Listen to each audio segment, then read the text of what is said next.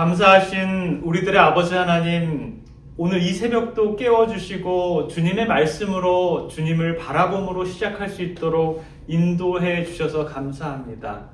오늘 하루를 주님께 맡깁니다. 저희들의 주인 되어주시고 주님만 바라보고 주님을 부르는 하루의 삶 되도록 주님 인도해 주시옵소서. 오늘은 영생의 말씀이신 주님에 대해서 알길 원합니다. 주님, 저희들의 부족한 지혜를 일깨워 주셔서 주님을 더 잘할 수 있도록 주님 축복해 주시옵소서. 사랑해 우리 구주 예수 그리스도의 이름으로 기도드립니다. 미주교회 성도 여러분, 안녕하십니까? 아름다운 하루가 또 시작되었습니다.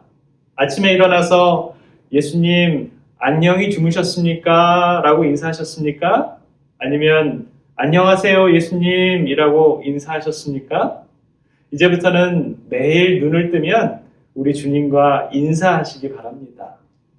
우리 예수님과 오늘도 그분의 손을 꼭 잡고 함께 걸어가실 간절히 기원합니다. 오늘은 둘째 날 월요일 소식 영생의 말씀이라는 제목으로 하나님의 말씀을 공부해 보겠습니다. 요한복음 6장 63절입니다. 살리는 것은 영이니 육은 무익하니라. 내가 너에게 이른 말은 영이요 생명이라. 영과 육 중에 우리는 무엇을 택해야 할까요?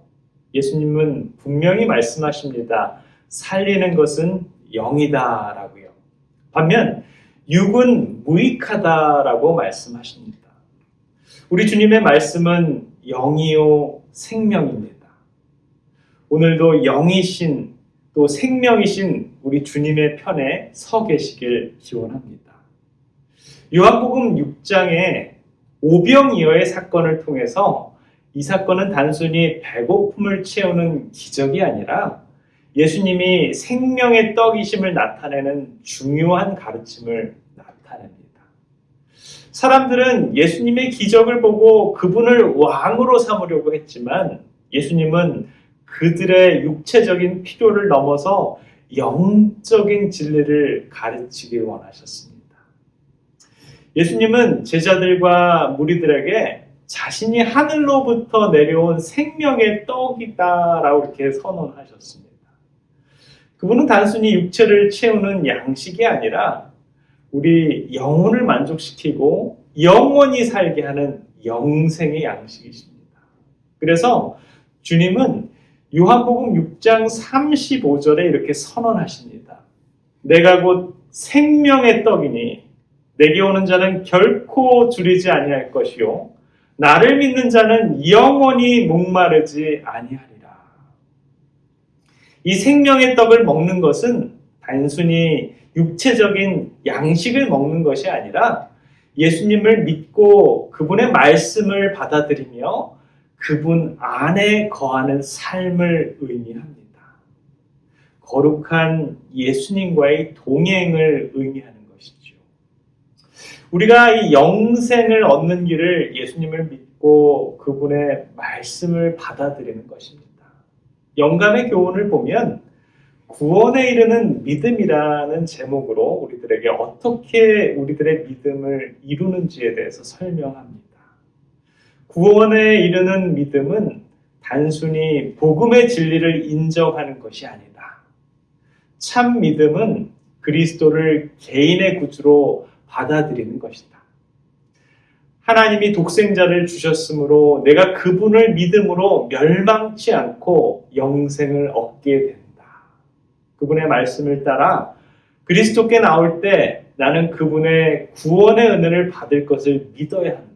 내가 사는 생애는 나를 사랑하사 나를 위하여 자기 몸을 버리신 하나님의 아들을 믿는 믿음에서 사는 것이어야 한다. 치료공사 이 62페이지에 있는 말씀에 보면 정말 참 믿음은 그분을 개인의 구주로 받아들이고 이제는 내가 나를 위해서 사는 것이 아니고 우리 주님을 믿는 믿음 안에서 거듭난 새 생명을 사는 믿음 안에서 사는 것이다 라고 이렇게 말씀합니다. 사람들은 예수님의 의도와 목적을 전혀 이해하지 못합니다. 이분이 능력도 있고 참 말씀도 잘하고 리더십도 있어서 유대인의 왕이 되면 참 좋겠는데 예수님은 그런 것보다는 내가 생명의 떡이다. 나를 먹고 나를 마시라 라고 하니 사람들은 어리둥절해서 하나씩 떠나가기 시작합니다. 요한복음 6장 68절에 보면 예수님께서는 제자들에게도 너희도 나를 떠나겠느냐라고 물었을 때 베드로가 이렇게 대답합니다. 주여, 영생의 말씀이 주께 있사오니 우리가 누구에게로 가오리까? 라고 대답합니다. 베드로의 대답이 정말 기가 막히죠. 영생의 말씀은 누구에게 있어요? 예수님께 있다라고 얘기합니다.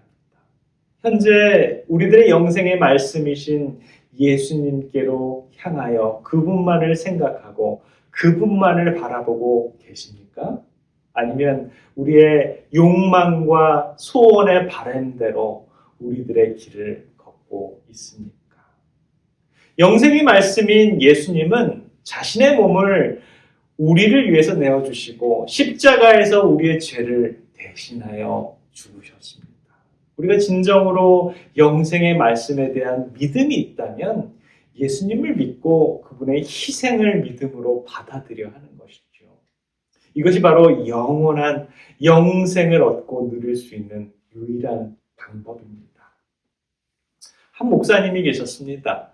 그는 늘 오른손 주먹을 꼭 쥐고 다녔어요. 주위 사람들은 그가 늘 그렇게 다니니 저 목사님이 오른손에 좀 장애가 있나 보다 라고 오해할 정도였습니다. 어느 날 한 성도가 목사님께 왜 그렇게 주먹을 쥐고 다니는지 물었습니다.